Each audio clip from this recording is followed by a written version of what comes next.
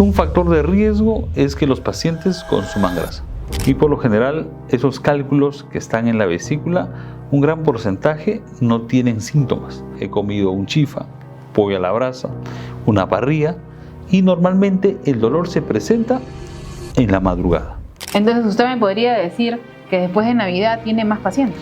Por lo general, sí, que una complicación es muy peligrosa y a veces puede ser mortal.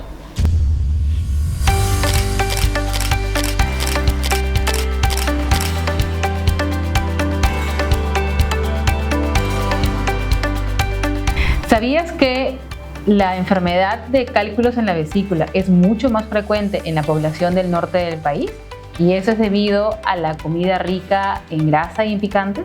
¿Sabías que una patología muy frecuente es la apendicitis y la peor complicación puede ser una peritonitis y que puede llevar a la muerte? ¿Sabías que la hernia más frecuente en una gestante es la hernia umbilical?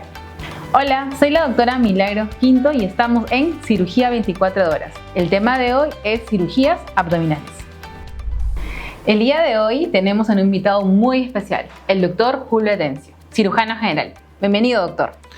Mucho gusto, doctora Milagros. Doctor, ¿cuánto tiempo tiene en el área de cirugía general como especialista? Ya tenemos más de 10 años de especialista en cirujano. Muy bien, doctor. Acerca de los temas de hoy, vamos a hablar acerca de cirugías abdominales. Cálculos vesiculares. Yo creo que uno de los temas más frecuentes que el público nos está viendo es acerca de los cálculos vesiculares. ¿Usted nos puede decir qué cosa es un cálculo vesicular y cómo se forma? Bueno, los cálculos vesiculares se forman a partir del contenido de la bilis. Y la bilis tiene bilirrubina, tiene colesterol. Entonces, estos comienzan a unirse y a formar cálculos dentro de la vesícula. Se sedimentan esas partículas y se comienzan a solidificar. Entonces, y comienzan a ubicarse en la vesícula y algunas veces crecen en los conductos biliares. O sea, entonces, para que el público nos pueda entender, estos cálculos están hechos de colesterol. De colesterol en su mayoría de casos. O sea, ¿usted podría decir que eso es por un alto consumo rico en grasas?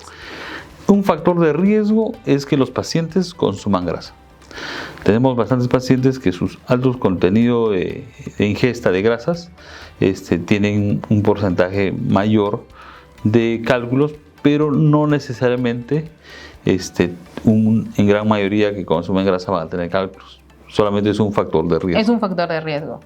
Muy bien, doctor. ¿Y usted nos podría explicar cuáles vienen a ser los síntomas que debería presentar un paciente con cálculos en la vesícula que usted ve, me imagino que en su consulta diaria? Bueno, nosotros todos los días atendemos pacientes con cálculos a la vesícula y por lo general esos cálculos que están en la vesícula, un gran porcentaje no tienen síntomas, solamente presentan síntomas un 30%.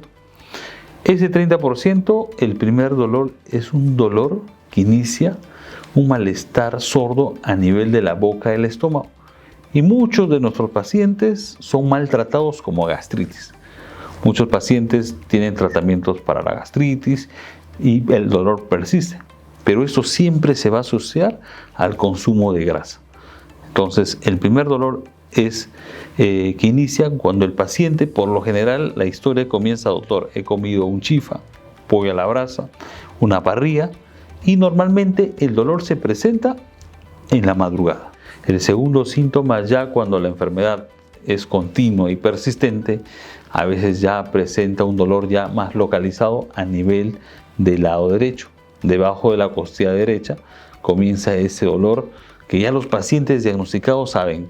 Este dolor típico en el lado derecho de la costilla a veces se asocia a fiebre. Hay malestar general, fiebre. Y en algunos casos estos cálculos tienden a salir de la vesícula y comienzan a obstruir conductos y entre estos el paciente se pone amarillo ictérico.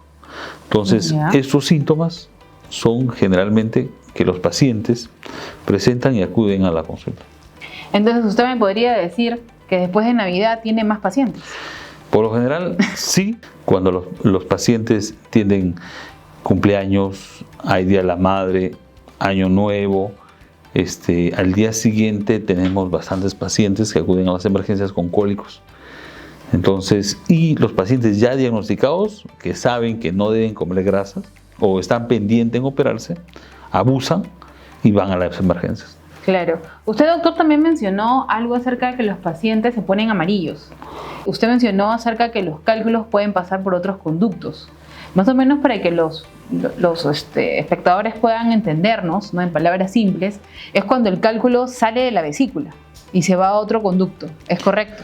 Así es, sí, doctora, es correcto. Los cálculos que comienzan a generar cólicos es indicativo que un cálculo está a la salida de la vesícula. Pero cuando estos pacientes van continuamente a emergencias, se ponen medicamentos, bajan el dolor, pero el cálculo sigue su curso, que es salirse al conducto que indica el colédoco. Ese conducto es el que viene del hígado para poder llevar la bilis al intestino delgado. Como el cálculo sigue migrando su camino, van a obstruir y obstruyen el pasaje de la bilis y por tanto los pacientes se ponen amarillos. Por lo general te dicen: doctor, he notado que mi orina está más cargada que nunca, las escleras se ponen amarillas y generalmente, casi un 90% te dicen: doctor, ha sido un dolor como nunca lo he sentido y ha sido hacia la espalda. Eso es sinónimo que un cálculo ha salido de la vesícula y comienza a obstruir. Es tan intenso que baja, pero el paciente persiste amarillo. Nosotros en la clínica, por protocolo, pedimos perfil hepático para ver que la bilirrubina no esté elevada, gamma-glutamil, marcadores que ya por la experiencia nos hacen sospechar que esos pacientes ya tienen cálculos en las vías biliares y el diagnóstico le pedimos una resonancia. Entonces podríamos decir que uno de los signos de alarma, si usted sabe que tiene cálculos en la vesícula o de repente no lo sabe y se pone de un momento a otro amarillo, comienza con el olor muy intenso y tiene una orina casi anaranjada, entonces son signos de alarma que podemos decir: algo está pasando conmigo, tengo que acudir al médico, tengo que ir para que me puedan revisar. Doctor, ¿y cómo usted diagnostica, bueno, aparte de la clínica del paciente que viene con los síntomas, viene con esos signos de dolor en la zona abdominal y todo, cómo usted hace el diagnóstico que este paciente tiene o no tiene cálculos en la vesícula? Bueno, el diagnóstico en sí es una ecografía abdominal que nos va a dar la visibilidad de que el cálculo está en la vesícula. Entonces, con una ecografía podemos nosotros ver el tamaño del cálculo, la ubicación y las características de la vesícula. Algunos pacientes que vienen con cuadros de dolor intenso, ya la vesícula va a comenzar, primero el tamaño aumenta, el volumen, las dimensiones, son signos que para nosotros nos indica que es un cuadro agudo y necesita operarse de emergencia. Entonces, una ecografía es suficiente para poder diagnosticar. Casi un 50% tienen cálculos a la vesícula y siguen su tratamiento para la gastritis. Y eso es muy frecuente. Y lamentablemente vienen pacientes muy avanzados que nos dicen: doctor, tengo 5 años tratándome de la gastritis y llegan en una enfermedad muy avanzada, vienen con amarillos. Hemos tenido pacientes con cáncer de vesícula porque han sido maltratados con diagnóstico de gastritis. Entonces yo le recomiendo a esos pacientes que tienen dolores abdominales descartar cálculos con una ecografía. ¿Y la ecografía, doctor, es el único examen que se puede utilizar para poder descartar cálculos en la vesícula o tenemos otros exámenes más que podríamos hacer? Bueno, de inicio es la ecografía. De ahí, cuando tenemos sospechas de que hay cálculos que han migrado, le pedimos una resonancia magnética, una colangioresonancia, para tener más exactitud, agregado a todo lo que es la batería del perfil hepático, los marcadores, amilasa, lipasa, para ver el páncreas. Entonces, en conjunto, ver que es un estado adecuado para poder ver si el paciente es valorado para operarse o no está apto para operarse. Entonces, lo que podríamos sacar como conclusión de lo que usted acaba de decir es que no, o sea, está bien, tenemos los síntomas, tenemos que hacer un estudio diagnóstico que vendría a ser la ecografía y de acuerdo a los síntomas que tiene el paciente de repente hacer una colangioresonancia y también de eso, no solamente eso, sino también tener los exámenes de laboratorio correspondientes, ¿no? Y también obviamente el examen físico de un especialista.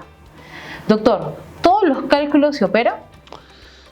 30% de la población tiene síntomas. Un 70% tiene cálculos y probablemente nunca le duela y nunca se va a enterar que tiene cálculo. Los cálculos, ya sean grandes o pequeños, solo se indican operarse cuando el paciente tiene cólicos, tiene dolor. Porque una vez inició el cólico, el siguiente cólico es mucho más intenso, el siguiente cólico es mucho más intenso y el siguiente hace que se complique con los ojos amarillos, pancreatitis, varias enfermedades que van a salir. Entonces yo le digo, paciente que tenga cálculos grandes o pequeños, 1 o 5 o 10, el dolor es el criterio clínico que tiene que indicar la cirugía, no el tamaño ni la cantidad. O sea, si yo tengo dolor y tengo cálculos en la vesícula, debo operar. Así es. Si yo no tengo dolor y fue de repente un hallazgo, que me hicieron una ecografía, pero no queriendo eso, pero lo encontraron, no necesariamente debería operarme. No necesariamente, no está Pero debería hacer algún seguimiento. Un seguimiento, un adecuado de la dieta y observarte. Hay un 30% que te duela, como un 70% que nunca tengas dolor durante toda tu vida. Muy bien. Doctor, y acerca de las cirugías, ¿no? ¿Qué tipo de cirugías se realizan para los cálculos en la vesícula? Bueno, hay dos tipos de cirugía. Tenemos la cirugía convencional, que es la cirugía abierta. Con corte. Con corte, que casi ya no la realizamos. Ahora está la cirugía laparoscópica, que es pequeñas incisiones que hacen que el paciente se recupere más rápido, tiene varios beneficios. ¿Y en qué consiste una cirugía laparoscópica de vesícula? Ya, esta es una pregunta también que es frecuente. Muchos piensan que se saca el cálculo. La cirugía de vesícula es extraer el órgano total, la vesícula. ¿Por qué sacamos la vesícula? Porque la vesícula tiene a formarse cálculos. Si dejamos una vesícula, va a volver a crecer un cálculo. O sea, si dejamos la vesícula enferma, va a volver a formarse el cálculo. Así es. Entonces se debe de retirar la vesícula completa. Siempre retiramos la vesícula. Ese es el tratamiento vía laparoscópica de la vesícula. Entonces ya no vamos a tener ni formación nueva de cálculos, ni dolor de la vesícula, porque este órgano va a ser. Y si yo, por ejemplo, tengo cálculos en la vesícula y quiero operarme, ¿no? Porque he tenido cólico, como usted bien mencionó, he tenido un dolor intenso, me duele, entonces tengo que operarme. ¿Qué preparación debo tener yo para la cirugía? Bueno, en la cirugía tenemos una preparación que es estándar, que es los preoperatorios, pero a esto nosotros le agregamos el protocolo para descartar complicaciones de las piedras a la vesícula. Nosotros hacemos un perfil hepático donde vemos los niveles de bilirrubina, donde nos indican si hay un cuadro obstructivo. Hacemos una gamma-glutamil, que es una enzima que nos indica indirectamente que tenemos cálculos en la conducto biliares. Estas enzimas vamos a descartar que no haya ningún cálculo en el conducto biliar, porque si lo hubiera y nosotros operamos, vamos a poner en riesgo al paciente a que pueda hacer una pancreatitis o una colangitis. Entonces, esto es el punto que todo cirujano tiene que saber a quién operar, pero más importante, a quién no operar. Exacto. Porque ese paciente se va a complicar. Antes de ayudarle, vamos a llevar a que esa enfermedad sea aparatosa. Entonces, nuestro protocolo ya establecido es, pero ahora, hay que ver que este paciente ya no se haya complicado del páncreas. Le pedimos amilasa lipasa, en el cual vemos que el páncreas esté sano. Entonces, teniendo esa seguridad, ya el paciente entra a sala y sabemos que no se nos va a complicar por la piedra que puede traernos otra cosa. Sabemos que al sacar la vesícula va a estar bien. Claro, para más o menos explicarles a ustedes qué cosa viene a ser una colangitis que explicó el doctor, que es una complicación de los cálculos en la vesícula y una pancreatitis, ¿no?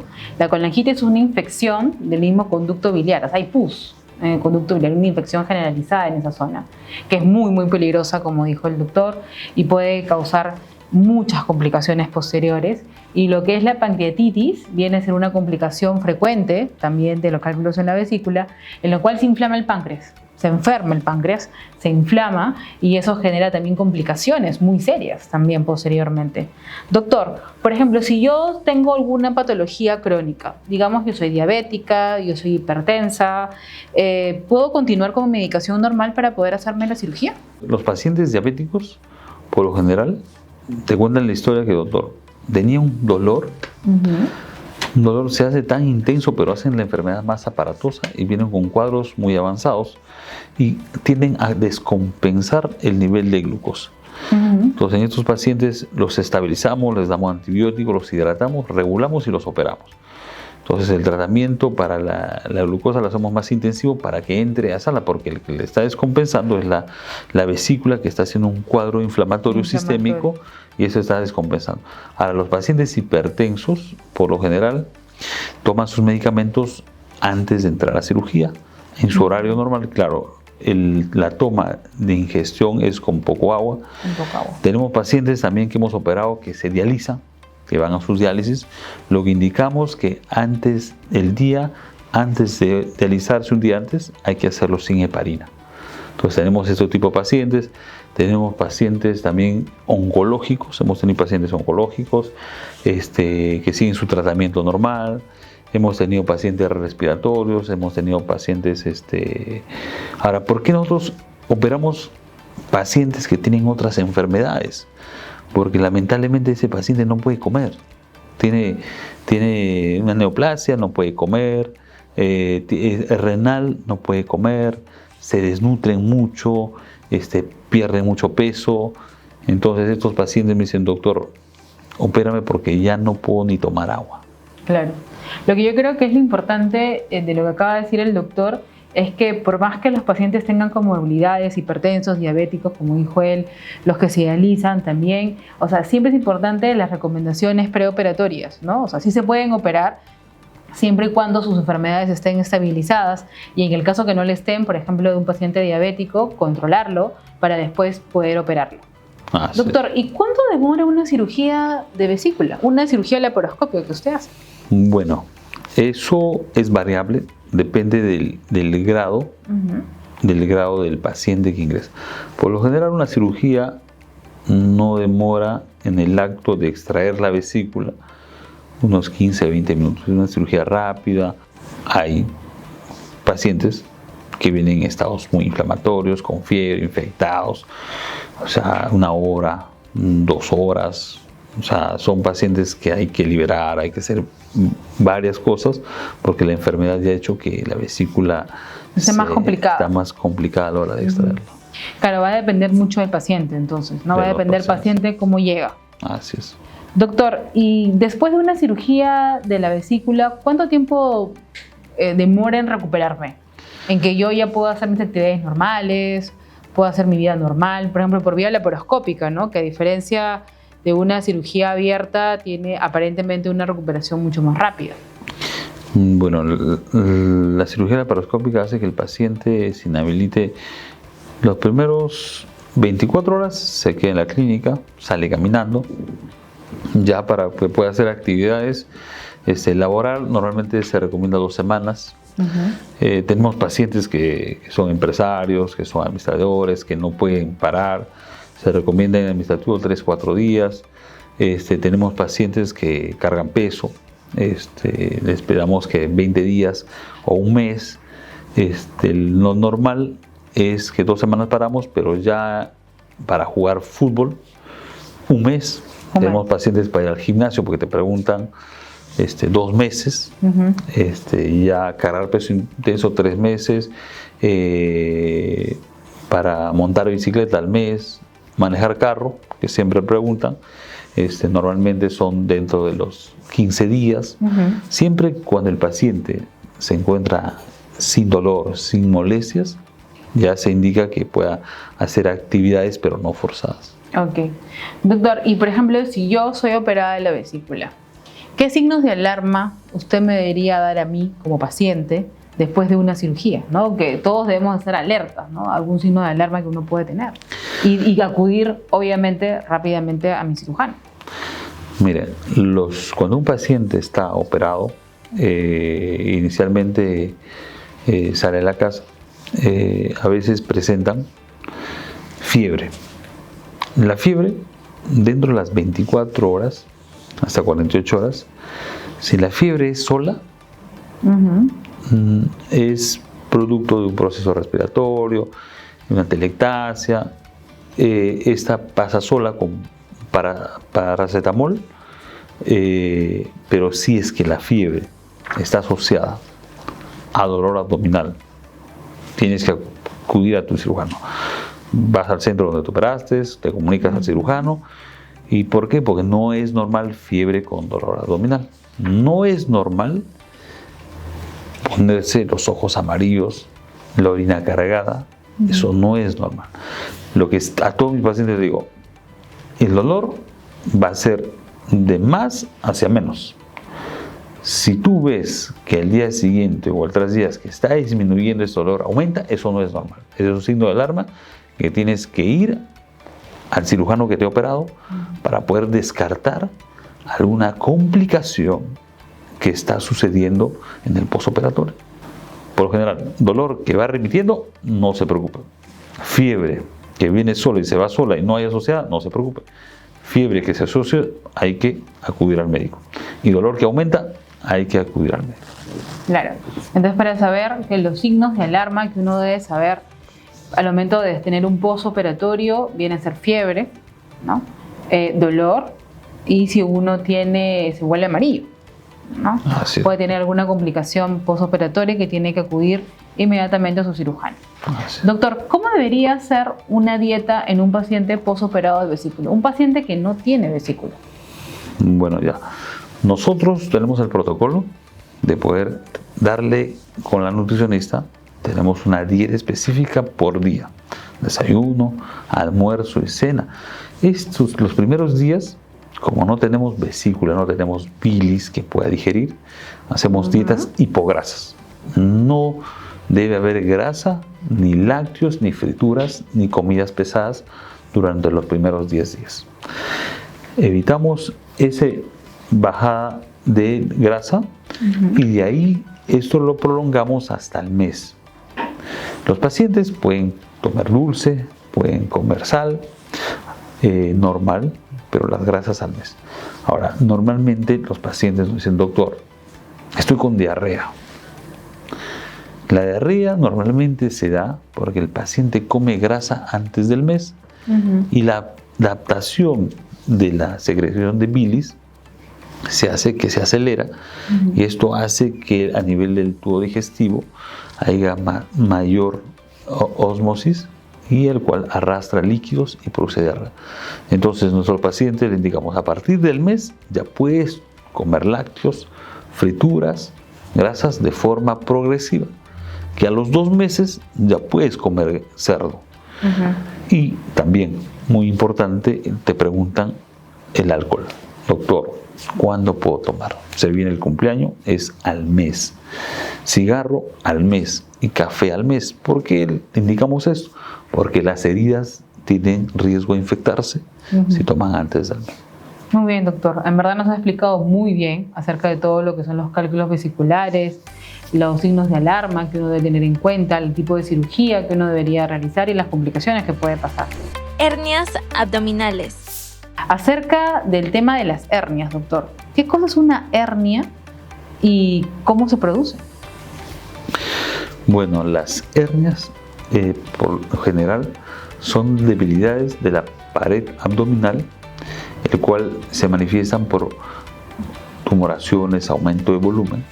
Normalmente son en uniones en el ombligo, en la región inguinal. Estas hernias van a aparecer en esos pacientes, el cual es el típico paciente que te dice, doctor, estaba jugando fútbol y siento una punzada en la ingle. Doctor, he comenzado a levantar un mueble, quiero hacer limpieza, he cargado algo y me comenzó un dolor en el ombligo. Entonces en ellos se les pide una ecografía para poder diagnosticar esta hernia, donde se evidencia ya la hernia cuando son pequeñas. Pero ya pacientes que saben que tienen un bulto, se siente una tumoración. Se dice, doctor, mira, tengo esta bolita en el ombligo, entonces ya se palpan, ya es más palpable, entonces y podemos indicarle que tiene que operarse. ¿Y qué tipo de cirugías hace usted para las hernias? Mira, para las hernias tenemos la cirugía convencional, que es con corte, y la cirugía laparoscópica, con pequeñas incisiones, que hacemos para poder reparar esa hernia y colocar una malla. ¿Siempre se debe colocar una malla? Eso es lo que siempre preguntan los pacientes, creo. Los pacientes con hernias inguinales, a un 100% se les coloca malla, ya sea con corte o laparoscópica. Sí o sí tiene que haber una malla. En los pacientes con hernias umbilicales, epigástricas, si la hernia es menos de 1 centímetro, por lo general lo que hacemos nosotros, en cirugía 24 horas, ponemos unos hilos, que es el ProLN, que es el mismo material de la malla, lo cerramos. Doctor, ¿por qué no le pone malla? Porque yo para poner malla tengo que poner debajo de la aponeurosis. Entonces, si la hernia tengo de 1 centímetro, tengo que volverla de 2 a 3 centímetros. Entonces, debilito una pared abdominal para poner una malla. Entonces, no tiene sentido ponerla. Pero si la hernia tiene 2 centímetros más, sí, ponemos la malla, siempre se pone debajo para hacer doble pared. La malla y el cierre de la aponeurosis. Entonces, tiene doble cierre, y por lo cual esa hernia ya no va a volver. Doctor, y acerca de las hernias laparoscópicas, ¿usted tiene experiencia acerca de esa cirugía? ¿Cuánto es lo que demora una hernia laparoscópica en diferencia de una operación de hernia convencional con corte? ¿Y qué beneficios usted puede encontrar? Bueno, la cirugía convencional demora 30 a 40 minutos. La cirugía laparoscópica, en técnica, al inicio, como todo cirujano, cuando comienza a hacer una nueva técnica, tiene un tiempo de inicio largo. Yo comencé con 1 hora y 20, una hora. Bueno, ya operamos todos los días estas hernias, todos los días. Ya nos demoran unos 20, 25, a veces 15 minutos, 30 minutos. Va a depender mucho del tamaño. Si es mujer, es muy rápido de operar una hernia laparoscópica. Si es hombre, hay que liberar el cordón, hay que liberar un poco. Nos demora 30 minutos. Entonces ya uno va tomando bastante agilidad y destreza, así como va operando, ¿no? Entonces, los pacientes ya se nos hace más fácil operar una hernia laparoscópica que una abierta. Se nos hace muy complejo cortar, a poner la malla, liberar. En cambio, la laparoscópica entramos, liberamos, ponemos la malla, nos vamos. Es una cosa más habitual, más sencilla, y los pacientes se van caminando y los ves, doctor, no me ha dolido nada, estoy como si nada. Y obviamente con una cirugía laparoscópica tienen una recuperación mucho más rápido que con una cirugía convencional, obviamente, ¿no? Pero, ¿qué recomendaciones usted le da a sus pacientes operados de hernia? ¿Qué cosas no deben hacer un paciente posoperado de hernias? Mira, los pacientes de hernia, por lo general, la indicación es, si yo voy a colocar una malla, esta malla demora 45 días en adherirse al tejido. Entonces, durante estos 45 días debe evitar hacer fuerza, no cargar peso, no estreñirse, no pujar, y dentro de la alimentación hay que evitar comer irritantes. Café, no ají, no gaseosas, no cigarro, entonces ni no chancho. Pueden comer todo, menos es ¿por qué? Porque va a inflamar el cuerpo extraño en eso que sería la malla. Entonces, no hacer fuerza y una dieta sin esos insumos. Al mes pueden trotar, mes y medio jugar fútbol, 2 meses ya hacer peso, 3 meses ya. Yo operé un campeón de fisicoculturismo, dejamos 2 meses y medio para que comience a entrenar. Se puede entrenar. ¿Sí? Claro, es muy importante, ¿no? Que después de una cirugía no carguen peso de una hernia, ¿no? Porque como explicó el doctor muy bien, si la malla no se adhiere perfectamente bien, en el caso que se coloque malla, en realidad se va a volver a abrir. Entonces es una cirugía que va a tener que volver a hacerse, ¿no? ¿Y cuál es la peor complicación que usted ha visto, doctor, de una hernia? Lamentablemente hay mucha demora en operar. Vienen cuando la hernia ya se ha estrangulado, significa que la hernia ha salido y en el orificio que ha salido la hernia se ahorca.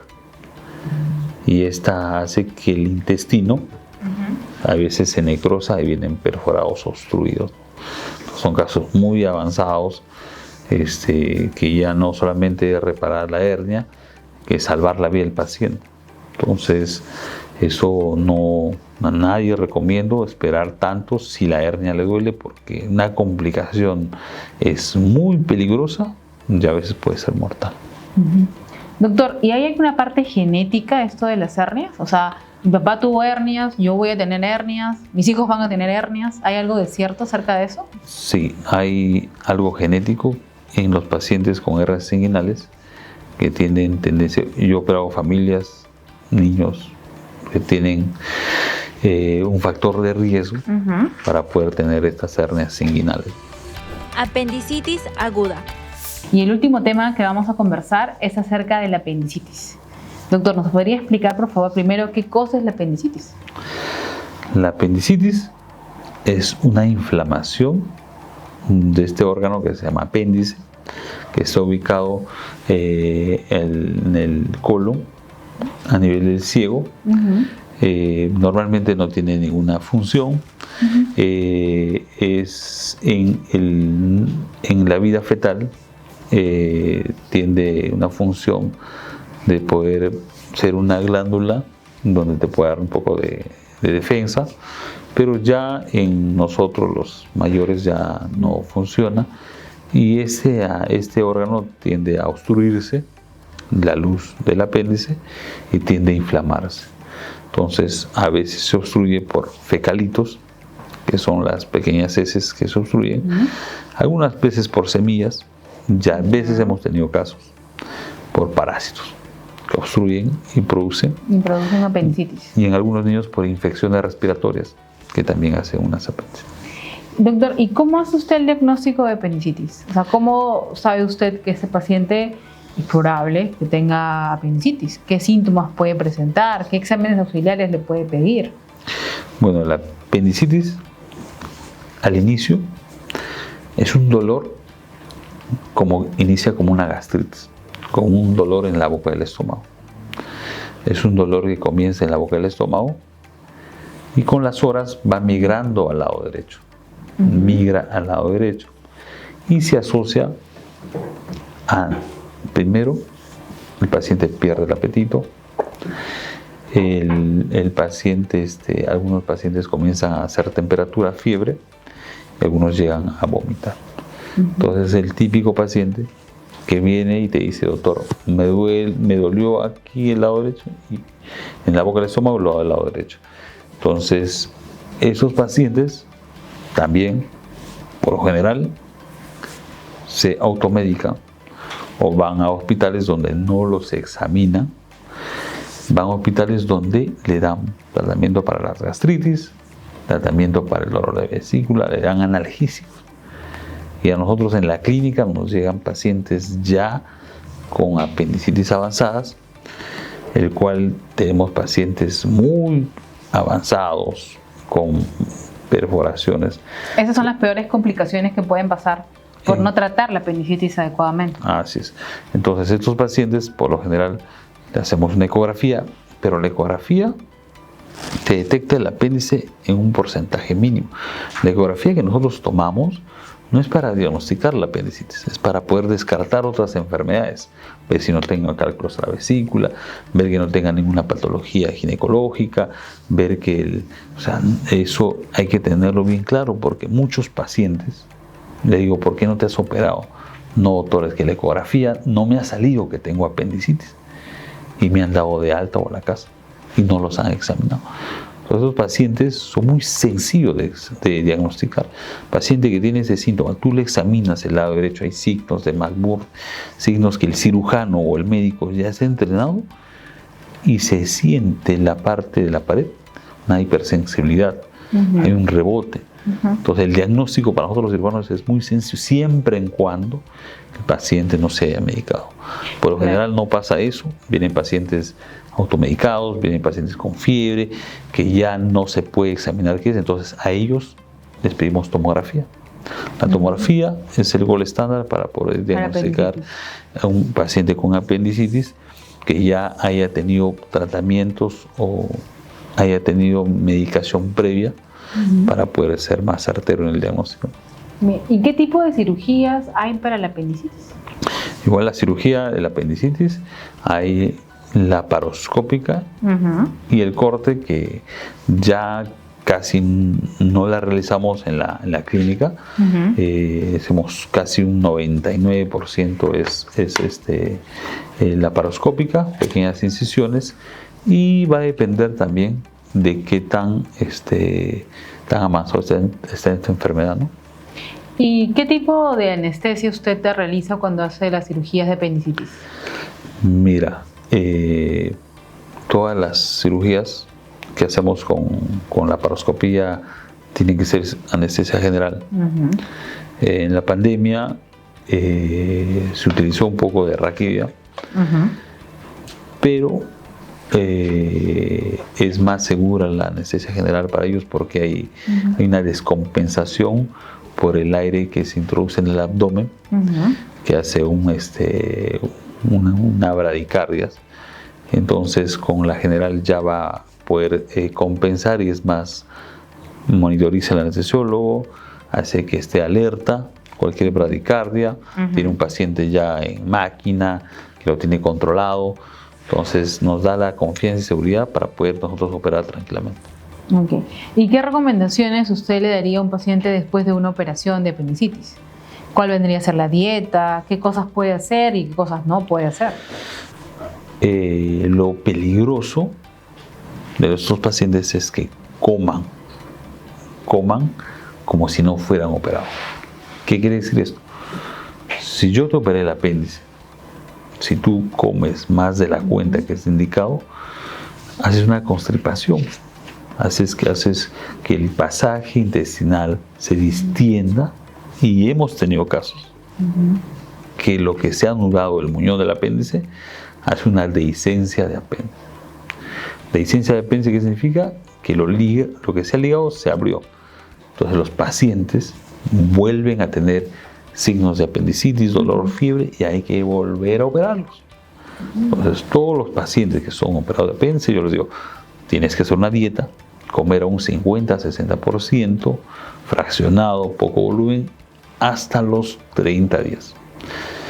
Yo tuve pacientes que hay que volver a intervenirlos a los 30, un físico-culturista que era dueño de un gimnasio, que se comió un pavo, panetón.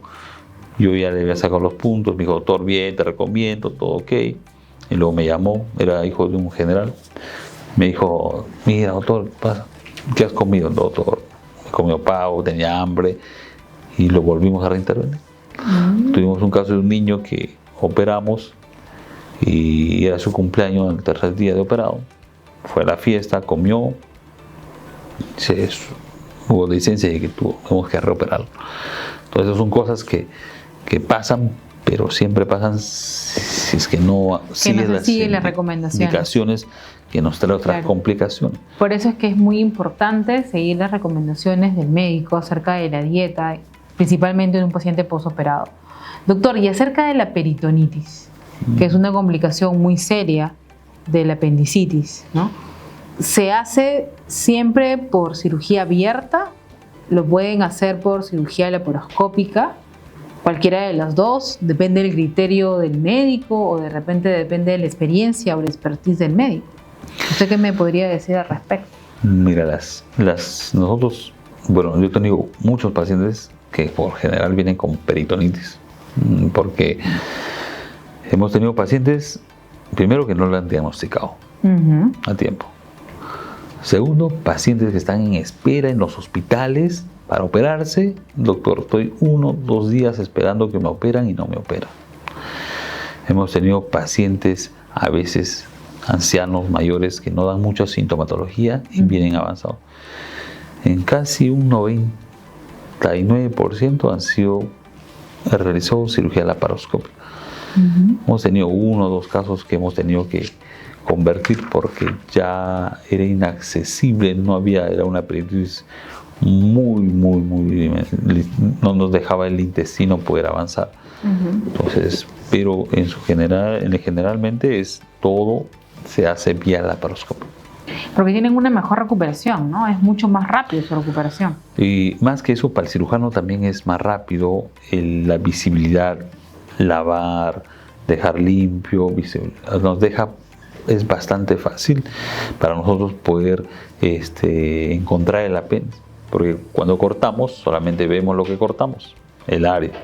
No vemos toda la cavidad, no podemos lavar toda la cavidad.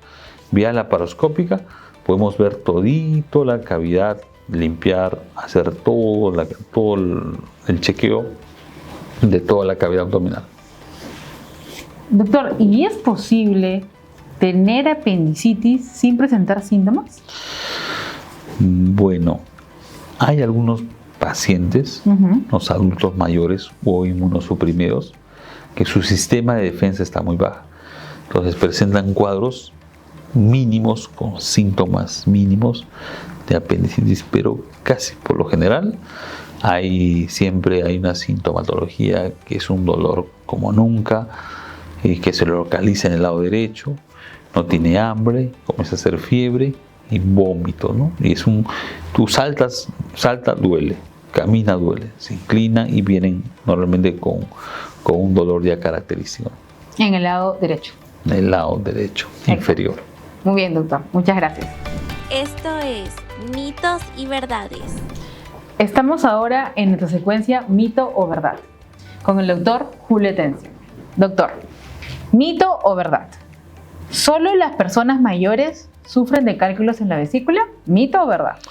Bueno, eso es un mito, porque todos los pacientes son de diversas edades. Tenemos niños, tenemos un niño de 9 años, operé a una señora de 99 años, gestantes, operé una gestante que tenía 8 meses y nadie la quería operar en el Perú. Entonces me dijo, doctor, tuve 2 veces pancreatitis, entré a UCI y si usted no me opera yo me voy a morir y mi hijo. Entonces yo le dije, ¿confías en mí? Sí, vamos a entrar. Entramos, una barriga grande, todo bien, todo tranquilo. Entonces cualquier persona puede sufrir de cálculos. Puede sufrir de cálculos, exacto. Doctor, ¿mito o verdad? ¿Los cálculos biliares siempre causan síntomas? Eso es un mito, porque la verdad es que solo el 30% de la población que sufre de cálculos tiene síntomas. Hay como 70% que no sabe que tiene cálculos y no tiene dolor. Muy bien. Doctor, ¿los hombres tienen más probabilidad de tener cálculos que las mujeres? ¿Mito o verdad? Eso es un mito, porque las mujeres tienen mayor riesgo a tener cálculos a la vesícula por sus cambios hormonales. En etapa de fertilidad es cuando tienen mayor riesgo. O sea, en las gestantes. Y las gestantes, sí, las gestantes también. Hay muchas gestantes que lamentablemente aparecen los cólicos en esa etapa. Doctor, ¿mito o verdad? ¿Solo las personas que tienen sobrepeso tienen cálculos biliares? Ese es un mito. El tener sobrepeso, comer alimentación rica en grasas, es un factor de riesgo. Yo he operado a familias de vegetarianos completos, de cálculos. Ellos no comen grasa, pero los he operado. Entonces, no es cierto que el sobrepeso... Solamente el sobrepeso es. Muy bien, doctor. ¿Mito o verdad? ¿Los cálculos biliares siempre requieren cirugía? Ese es un mito. Solo requieren cirugía los sintomáticos, que tienen dolor, te traen cólicos. Los pacientes que no tienen cólicos o nunca han tenido, yo les indico que hagan su dieta, su vida normal, y si por ahí aparece un cólico, acudir a operarse. Doctor, ¿mito o verdad? Una vez que extrae la vesícula, no se puede vivir su vida normal? Ese es un mito. Muchos pacientes tienen miedo en operarse porque dicen, doctor, mi vecina la operaron y está con diarrea. Mi vecina la operaron, está con dolor, sigue igual. Eso tiene una explicación. Todos los pacientes que operamos tienen que comer grasa y chancho a los 2 meses. Si usted se opera y no come chancho a los 2 meses y sigue con dolor, algo está pasando. Y por lo general son cálculos que tienen en los conductos biliares. Esto es muy frecuente. Van a los médicos, sacan exámenes, todos los exámenes están normales. Están normales. Perfil hepático, todo normal. La prueba diagnóstica es colangioresonancia. Así que eso hay que tener mucha atención. Muy bien, doctor. Doctor, ¿la cirugía laparoscópica es dolorosa? ¿Mito o verdad? Eso es un mito porque los pacientes que operamos todos los días dicen, doctor, no he sentido nada. La anestesia hace que pase cero. Los analgésicos y los pacientes se levantan. Doctor, el proceso, no hay dolor. Doctor, ¿el café puede causar cálculos? Ese es un mito. El café, por lo general, no es un factor de riesgo para tener cálculos. Doctor, acerca de lo que son las hernias, lo que son mitos o verdades. ¿Levantar objetos pesados siempre causa hernias? Es un mito. La verdad que es un factor de riesgo que levante peso tenga hernias, pero no todos los que levantan peso van a tener hernia. Tiene una predisposición, ya sea una debilidad muscular de la zona inguinal, umbilical, que levantar peso hace que esto se acentúe o aumente o crezca, pero no significa que va a crear una hernia. Doctor, ¿la cirugía de las hernias son peligrosas? Las cirugías de las hernias normalmente son sencillas, se hacen rutinariamente, son seguras, ya sea con corte laparoscópico. Lo peligroso y riesgoso es cuando se opera un paciente que se complica una hernia. Esto hace que sea una cirugía más compleja, más riesgoso por la complicación de la hernia, más no tanto por la cirugía. Doctor, ¿mito o verdad? ¿La faja abdominal puede curar una hernia? Bueno, ese es un mito, no va a curar porque una hernia no se va a curar si no se opera. Las fajas abdominales, si recomendamos a nuestros pacientes, si el paciente está en lista de espera, todavía no se opera y se pone una faja, esto hace que no tenga dolor o que la hernia no aumente, pero no lo va a curar.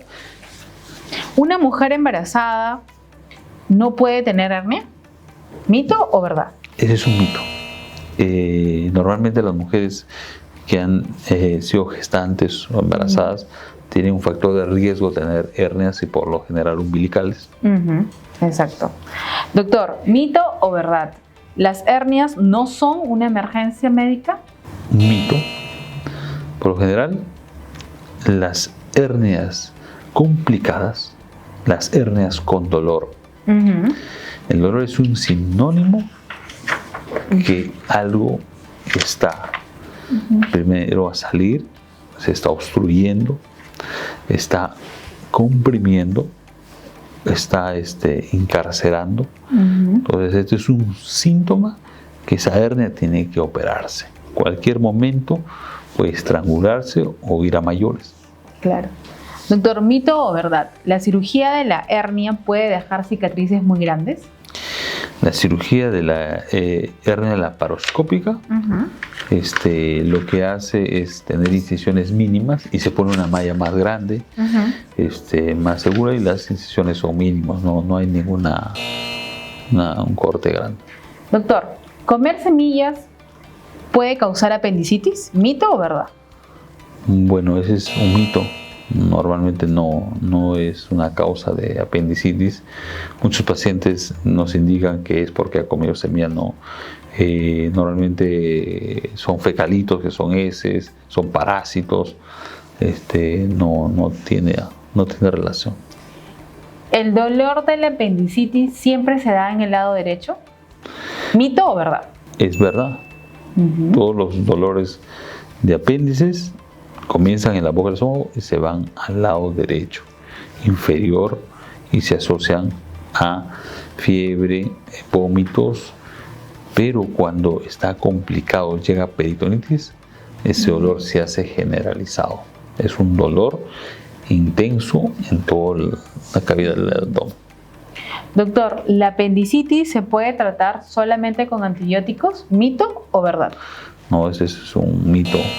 La cirugía que en todo el mundo, la que va a las emergencias y se opera de emergencias, es la apendicitis. La apendicitis, cuando más temprano lo operes, el paciente se recupera más. Más demoras a operar, el paciente se recupera prolongadamente. ¿Los hombres tienen más probabilidad de tener apendicitis que las mujeres? ¿Mito o verdad? Ese es un mito. Normalmente la proporción es hombre o mujer, tiene la misma proporción de poder tener apendicitis. Doctor, y la última, ¿mito o verdad? ¿El apendicitis te causa falta de apetito? Si no tengo hambre, ¿tengo apendicitis? No, es un mito. No todos los pacientes que no tienen hambre no tienen apendicitis, pero los pacientes que inician los síntomas, en un porcentaje, tienden a no tener hambre, tienen anorexia, pero se asocia a un dolor que inicia en la boca y se va migrando al lado derecho, ¿no? Bueno, muchas gracias, doctor Atencio, por esta charla tan interesante acerca de lo que son cirugías abdominales. Creo que tenemos un concepto mucho más amplio de cuándo nosotros deberíamos requerir una cirugía, qué tipo de cirugía hacer y cuál es lo más indicado. Doctor, por favor, ¿cómo se pueden contactar con usted? Bueno, nosotros estamos en cirugía24horas.com. Pueden entrar a la página web, nos localizan y indicarles que a todos que para operarse y con quién operarse tienen que sentir la confianza. La confianza es algo que tanto el paciente y el cirujano lo percibe y hacen que todo salga bien. Muy bien, doctor. Muchas gracias. Entonces, esto es Cirugía 24 horas y lo esperamos en la siguiente edición. Gracias.